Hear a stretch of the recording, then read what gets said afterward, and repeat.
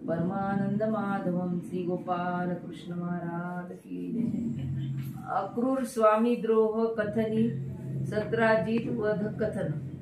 एकुदी सर्वज्ञांच्या ठाई घनदाट स्थानी दाटली असती, अवघे भक्तिजन बैसले असती, सर्वज्ञ निरूपण करीतो असती, तो महादंबा रांधवन घरा माझी सोजी कांडिता ओवी गात होती। महादाईसा एका घरात बसून सोजी कांडत कांडत ओव्या गात होती। तिने ते श्रीकृष्ण रुक्मिणी स्वयंवर गायलं की नाही? महादाईसा मा अक्रूरा गीती गायली। मग तिने म्हणलं आता पुढे, अक्रूरा मंगळे लवती पिंपळे, कृष्ण संध्यावळे भेटतील, अक्रूरे घातेली शकून गांठी, आजी द्वारके रायासी होईल भेटी। अक्रूर जेव्हा कृष्ण महाराजाला न्यायला आला होता, कंसानं जेव्हा पाठवलं की नाही, तर त्यावेळेस त्यानं अक्रूर आल्यानंतर काय झालं, तो काय विचार करू लागला हे महादाईचा सांगायला। अक्रूर कृष्णा अक्रूरा मूळ निघाला, गोकुळा पावला उत्साहेसी, हाती माके विडा 32 पानांचा। अक्रूर कृष्णाचा निज भक्त। 32 पान नावाचं पानाची जात आहे। 32 पान त्या बाबानं सांगितलं होतं बाई यांना, ते 32 पान। तर अक्रूर त्यानं ते 32 पानाचा विडा आणला आणि अति समभ्रमित अक्रूर भक्त अवस्वरू जाणवित अंगाजवळ या 5 ओव्या महादंबे गायलिना। या 5 ओव्या महादंबानं गायल्या महादाईसाला। सर्वज्ञ म्हणितले बाई गीती कवना ते गातसा, महादंबे म्हणितले जी जी अक्रूराते। सर्वज्ञ म्हणितले बाई तया ते कैसे गीतू गातात, तो काही गाई जत आहे। महादंबे म्हणितले तो श्रीकृष्ण चक्रवर्तीचा भक्त म्हणून देवानं विचारलं की तुम्ही अक्रूराचं कसं काय एवढं हे करायला लागले म्हणे असं। तर ती म्हणे की ती देवाचे भक्त होते म्हणून देवाच्या भक्ताची थोरवी गायलेली भगवंताला आवडती। मग महादंबे म्हणितले आणि काही ती सर्वज्ञ म्हणितले बाई भक्त जर आयसा तरी स्वामी द्रोही तो कैसा। महादंबे म्हणितले तो कैसा। सर्वज्ञ म्हणितले बाई श्रीकृष्ण चक्रवर्तीचा सासुरा वधिला आणि शतसंभवी श्रीकृष्ण चक्रवर्तीशी लटके बोलिला। मनी लागी येसनी कळी लावली, त्या मनी सेमंतक मण्यामुळं अशी कळ लावली। येसनी कळी लावली, श्रीकृष्ण चक्रवर्ती बळीभद्राशी तुटी पाडिली, देवा करवी द्वारकेशी पीडा करविली। तो जर अक्रूर भक्त म्हणजे तर घातक तो कैसा। त्यानं एवढे केल्या गोष्टी अक्रूरानं, मग त्याला तुम्ही भक्त कस काय म्हणता म्हणे, घातक एवढा होता। महादंबे म्हणितले जी जी तो कैसा, श्रीकृष्ण चक्रवर्तीचा सासरा वधिला आणि लटके कैसे बोलिला। मग तिनंच विचारलं की कसं काय लटके, खोटा कसा काय बोलला आणि सासरा कसा काय वधी। मग ते पहिलेने अक्रूरास देऊ केली, हाती मग मनीच्या प्रस्तावानुरूप श्रीकृष्ण चक्रवर्ती ते संभव खावया सत्यभामा दिनली। तेने सत्राजित श्लाघ्य झाला, अक्रूर सत्राजिताचा द्वेष करी। मग सत्राजितानं त्यानं ती आपली कन्या म्हणजे सत्यभामा श्रीकृष्ण महाराजाला दिल्यामुळं त्याला राग येऊ लागला अक्रूरला। असे झाले म्हणून श्रीकृष्ण चक्रवर्ती यादवासहित हस्तिनापुरासी गेली। द्वारकेशी अक्रूर सत्यधाना सत्राजित रक्षण ठेवले। मग अक्रूरे सत्यधाने ते म्हणितले तुझा पिता येणे सत्राजिते मारलेसी, तरी यासी तुवा वधावे। श्रीकृष्ण कोपती तरी आम्ही तुझ्या पाठीशी असून। मग मध्याने एके रात्री सत्यधानेनी जाऊन सत्राजित मारला। सत्राजिताला मारलं त्यानं एका दिवशी आणि मणी घेऊन अक्रूरा जवळी आला आणि म्हणितले म्या सत्राजित मारिला। अक्रूर म्हणितले आहा कटकटा, ऐसे तुझ करवी कवने करविले। आता श्रीकृष्णा भेने कवने मायेच्या पोटी, साधा वया माझ्या जीवावर होड केली। तुला तुझं त्याच्याशी द्वेष काढून घ्यायचा होता, दंड म्हणजे युद्ध, ते साधण्यासाठी माझ्यावर केली का म्हणे होड। भला म्हणू तू ते मियाची मूर्ख पण केले। मग मनी अक्रूरापाशी सांडून घोडी बैसून पळाला। तर एरीकडे श्रीकृष्ण चक्रवर्ती बळीभद्र देवा ठाऊके झाले। मग श्रीकृष्ण चक्रवर्ती बळीभद्र सत्यधाने ते वधावया चालिले। ते सत्यधाने ठाऊके झाले, मग तेथून निघाला। श्रीकृष्ण चक्रवर्ती बळीभद्र देव पाठोवाटी चोजवीत निघाले।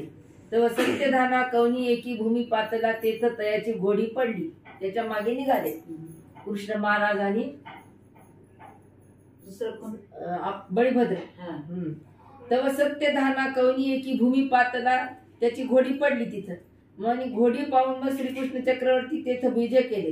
ते देखून श्रीकृष्ण चक्रवर्ती बळीभद्रा ते म्हणितले, येथ घोडी पडता ती तुम्ही रथेसी राहावी. मग बळीभद्र तेथ रथेसी राहिला. मग श्रीकृष्ण चक्रवर्ती शीघ्र जाऊन सत्यधाना वधिला. पाता तव ते आज जवळी मणी नाही. मग म्हणितले त्याच्याजवळ मणी नाही, त्याला वध केला, त्याला मारलं. मग म्हणले दादो मणी परी न देखो. बळीभद्र म्हणितले तू वाची लपवला असेल. श्रीकृष्ण चक्रवर्ती परिहार देती तो बळीभद्र न घेती. बघा देवाला सुद्धा लोक, आता बळीभद्राला माहित होतं की नाही अवतार. मग रुसोनी मिथळसी गेले, तेथ जनकाच्या घरी राहिले. मग श्रीकृष्ण चक्रवर्ती द्वारकेसी विजय केले. अक्रूरा ते पुसिले मणी कोठे आहे. अक्रूर म्हणितले आम्हासी ठाऊक नाही. सत्यधानीने आपल्या पित्याचा सूड घेतला. श्रीकृष्ण चक्रवर्ती उगेची होते. मग अक्रूर तीर्थमिशे आपुलेनी परिवारेनिसी वाराणसीसी गेला. तेथ अपार द्रव्य वेचू लागेल नला. यज्ञ दीक्षा स्वीकरी नली. ऐसे ऐकोनी श्रीकृष्ण चक्रवर्ती ते बळीभद्र जाणितले जे मणी अक्रूरे नेला. मग बळीभद्र देव द्वारकेसी आले. श्रीकृष्ण चक्रवर्ती भेटले.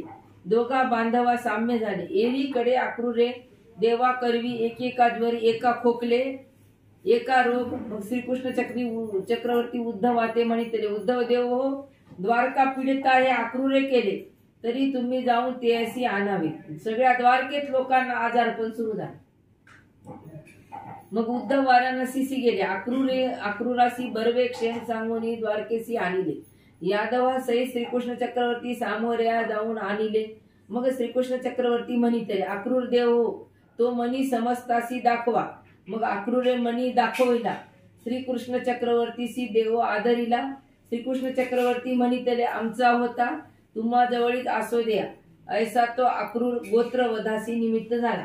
म्हणजे सगळं स्वगोत्र एवढं त्यांना त्रास दिला अक्रूरांना. म्हणून चक्रधर स्वामी महादयसला म्हणाले अक्रूराच्या ओव्या तुम्ही कशाला गायल्या.